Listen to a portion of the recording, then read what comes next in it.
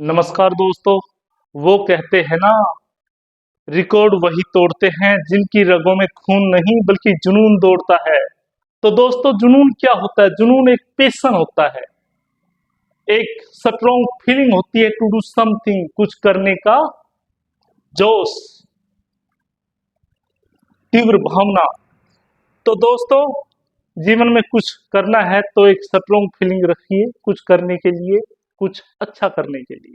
तो चलिए, इसी के साथ हम आज का अपना topic future continuous oblique progressive tense शुरू करते हैं। दोस्तों, इसको हिंदी में अपूर्ण भविष्य काल कहते हैं।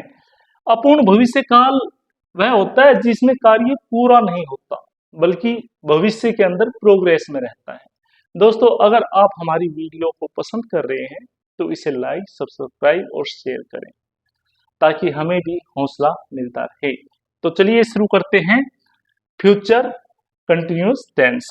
दोस्तों, इसकी पहचान रहा होगा, रही होंगे या रहे होंगे आदि शब्द वाक्य के अंत में आते हैं। वाक्य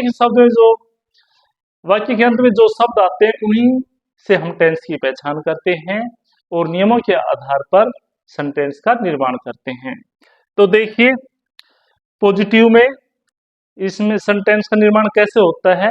subject plus shall oblique will plus be plus verb की फर्स्ट फॉर्म के साथ आईएनजी प्लस ऑब्जेक्ट। देखिए, इसी का हम एक उदाहरण देखते हैं। जैसे वह उस समय पढ़ रहा होगा। He will be reading at that time. वह उस समय पढ़ रहा होगा या इस समय पढ़ रहा होगा, तो यहां पर हम दिस कर देंगे दोस्तों। वह इस समय पढ़ रहा होगा।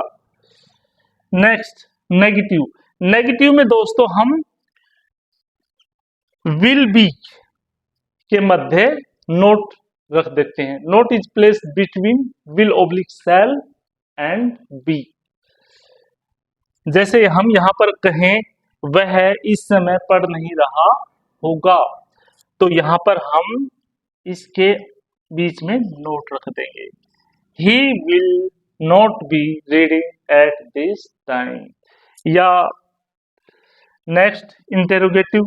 इंटेरोगेटिव में दोस्तों WH ग्रुप का कोई word oblique how plus will shall plus subject plus be plus verb की फर्स्ट फॉर्म के साथ आईएनजी प्लस ऑब्जेक्ट और लास्ट में question mark.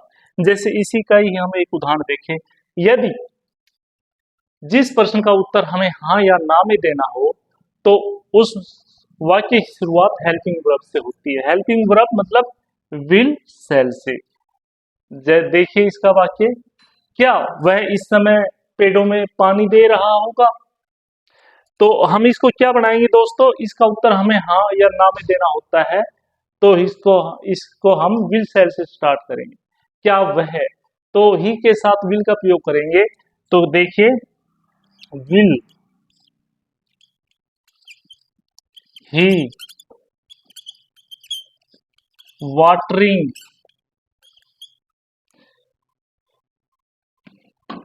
Will he B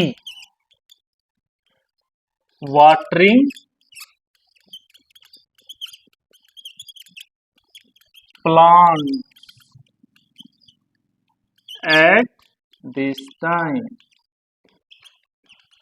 और लास्ट में क्वेश्चन मार्क, क्या वह इस समय पानी दे रहा होगा पौधों को? और नेक्स्ट देखिए, इंटेरोगेटिव नेगेटिव। इंटेरोगेटिव नेगेटिव में दोस्तों सब्जेक्ट के बाद हम नोट का प्रयोग कर देते हैं।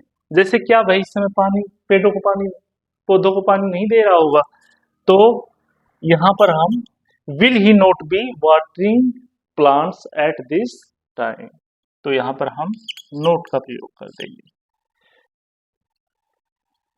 आगे देखिए, कहां पर हम फ्यूचर कंटिन्यूअस टेंस का प्रयोग करते हैं। To denote an action that will be going on at some time in the future.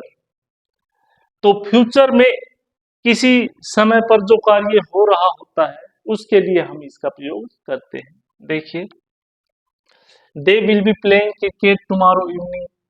वे कल शाम को क्रिकेट खेल रहे होंगे। It will be raining when you reach home, ये कह रहा है जब आप पहुंचोगे तो बारिश हो रही होगी। तो मैं समझता हूं दोस्तों यहाँ पर आपको फ्यूचर कंटिन्यूस टेंस बिल्कुल समझ में आ गया होगा। नहीं आया तो इस वीडियो को एक दो बार देखिए, आपको पूर्णतः समझ में आ जाएगा। दोस्तों, अगर आपको हमारी ये वीडियो पसंद आ रही है तो प्लीज इसे लाइक करें, सब्सक्राइब करें और शेयर करें। धन्यवाद दोस्तों।